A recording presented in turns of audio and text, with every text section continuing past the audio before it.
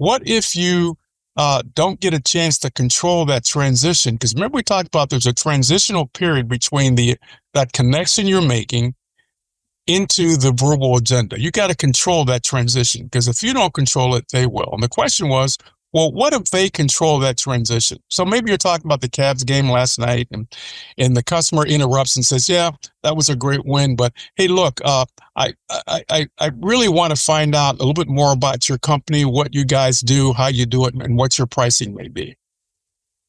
They just took control. Now, what do? Do you automatically comply and go into an information dump, a presentation about your company? No. You still want to remain in control.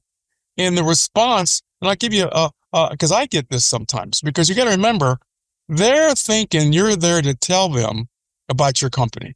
You have to let them know that I'm not here to tell you about my company. I'm here to find out if there's a need for what my company does. And if you didn't get a chance to state that in your verbal agenda, then you want to take back control and say something like, hey, Mr. Suspect, remember it's a suspect. Hey, Mr. Suspect, hey, there's not enough time for me to tell you all the facets and value that the company that I work for could bring to you. You may not know it or not, but the purpose of my meeting here today is really to find out very quickly what your needs and concerns are, and then be able to provide a customized solution for you. So let me start by asking you this first question. Okay, so what did you do? You take back control.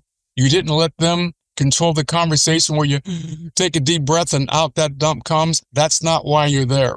Remember, keep in control. Remain calm.